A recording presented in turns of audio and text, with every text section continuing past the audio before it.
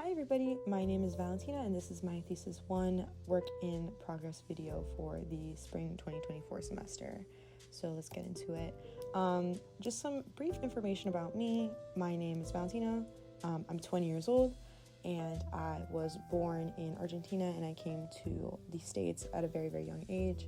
And as you can see, these are two pictures of me in front of two beautiful art pieces, specifically on the right, Botticelli's Birth of Venus, and on the left, Francisco Hayes's, I know that I'm not saying his last name right, but for time's sake, we're going to pronounce it wrong, Francisco Hayes's The Kiss, and these are actually pictures of me from summer 2023, where I was able to go abroad and see and study in Italy, which is really, really fun. And I'm bringing these up because my main inspiration for my thesis and a lot of the work that I've been recently doing, it has to do with Romanticism, Baroque art, late Renaissance art, and all that fun stuff. I really want to incorporate a lot of themes of those art periods within my thesis as well. So yeah, here are some prior works of mine that I've done. A lot of these are probably almost a year old, and just to show some stuff that I've done before. And yeah, I'm in a very transitional part of my art career or art life, I guess you could say, because I feel as though I've only recently kind of adopted more of a style or adopted more of like a comfort zone.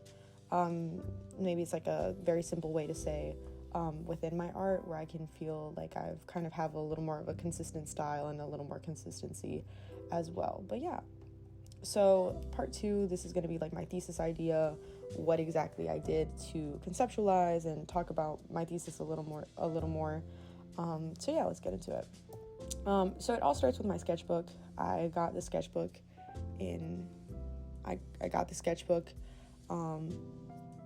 December 2023, and I'm almost done with it, which I'm pretty proud of. And most of it is actually thesis planning. So yay! So as you can see here, I have to give credit where credit is due. My friend Olivia, she helped me a lot with kind of like planning out my thesis and, kind of dissecting a little more into like what I want to kind of communicate and talk about, or like things that I just feel comfortable creating as well for a thesis project. So as you can see, I have like a little bit of a list, like what is my art as a language, what I like drawing, what do I want to draw in the future, here on the left, and some questions as well. So like, what do these things mean to me, specifically about the bullet points, and how can I combine these ideas into like a more centralized composition, which are little blueprints on the right here. So as you can see, I have like some sketches. I actually continued these and sketched a lot more. So yeah, I have a lot of these sketches.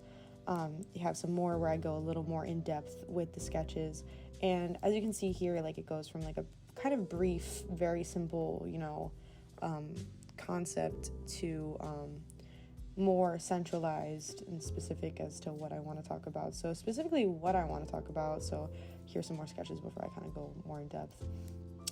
So the sketch on the right is like my more solidified concept, solidified idea to my thesis. And what exactly I want to talk about in my thesis is just kind of my overall experience with loneliness and rejection, and kind of putting those emotions on display for people to kind of see. And it's a personal expression of mine as to my experience. So I want to incorporate a lot of symbolism within my piece, specifically because I'm so invested in romantic art, and romantic art has a very, very like centralized theme of, for example, like the sublime and symbolism as well. So I want to incorporate like little aspects of nature and a little like more emotional stuff as well. So on the right here, you can see like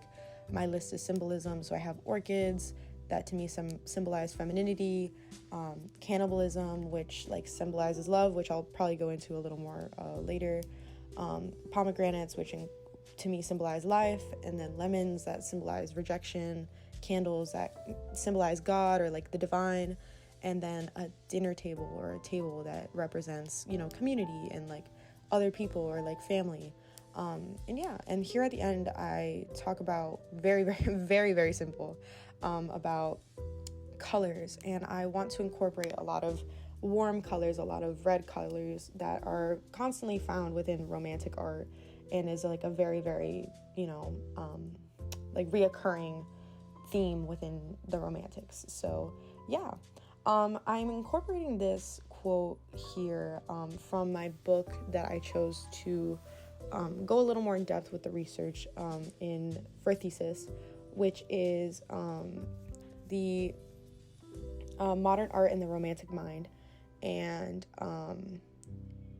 honestly, I've fallen in love with the book completely. I've read it a lot more since the first day that I presented it in class, and honestly, like, the book is very, very beautiful with the way that it talks about romantics and romantic theories and concepts, and specifically this quote caught my eye, and I keep thinking about it a lot, and I really want to incorporate the way that, the quote kind of like is expressed and, what it talks about more within my piece. So I'm just gonna read it real quick to, shut myself up a little bit. But so it says, "Sweet is the lore which nature brings. Our meddling intellect misshapes the beauteous forms of things we murdered to dissect."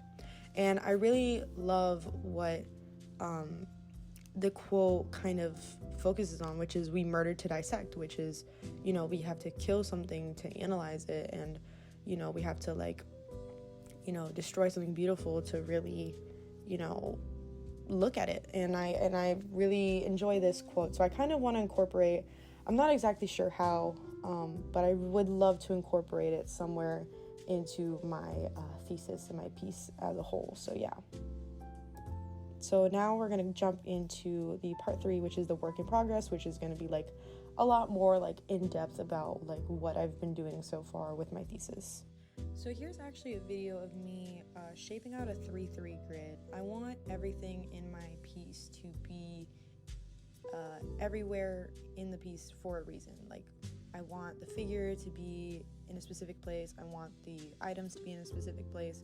So I want everything to make sense. And I'm showing right now the more finalized sketches of what I want to do. So for example, I have this one right here, which is like a brief 2-minute sketch. This one's a little more in depth. As you can see, this one's also pretty centralized as well, which is the final one. But the main sketch that I've been using a lot is my third sketch, which has more questions. It's a little more direct. I think everything's reversed, so you can't really see it too much. But yeah, so here's me actually sketching out the figure after doing the 3-3 grid, specifically so I can kind of get more of an idea and form more of an understanding of the figure that I have. And what I mean by figure is that I actually posed myself and created a reference photo, which I won't be showing in the work in progress video. But as you can see, like I have the figure there set up now, and I actually took reference photos of myself to incorporate for the piece, and to have more of a something that actually makes sense and something that looks like me if it's supposed to be like me, which is interesting because it's the first time I've ever done that, and it kind of creates more of a personal relationship to the art, and I'm very, very grateful that I was able to do that. So right now I'm actually toning the canvas over my figure. I've never really worked in such a large scale before, so I'm trying to be extra careful with the figure and making sure that the toning's all right. So I'm very happy with, oh my god, the easel's shaking so much. I didn't realize that when I was doing it. But I'm toning everything right now. So the toning really helps when you're placing color after you start painting, and kind of regulates the color and helps a lot with color theory as a whole.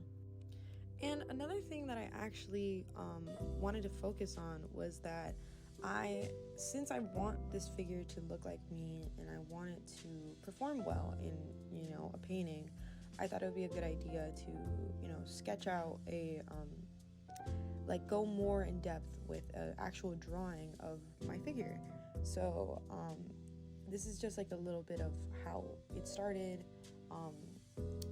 As you can see a little later, you'll see the final result of that. But honestly, I'm actually really happy that I did it because it helped me form more of an understanding of my figure as well. And now here I'm adding, I had already blocked in and sketched out everything, and I'm actually incorporating the highlights of the figure that I'm doing. It's actually the first time I do this sort of process where I'm adding the highlights so early on into the painting, and it's actually very, very interesting because it's a very old method of adding whites into your painting. So I'm very, very happy that I chose to do it, because after I started blocking more and using more of my palette, which you can see here, and interesting enough, the palette that I'm using is pretty extended. I used Venetian red, yellow ochre, all that fun stuff, and I used a limited palette, but I incorporated some, I don't know how to say it, it's like a grenadine pink, something pink, which can let me get more interesting skin tones and, you know, let me get some more of the flowers that I wanted to get. So yeah, so that's honestly everything that I've been working on right now. You can see the final results of what I kind of have so far towards the end, which is the color blocking. So right now I'm just currently in the color blocking phase of my painting, and I'm really, really happy with how it's turning out. So yeah, until part 2. Bye bye.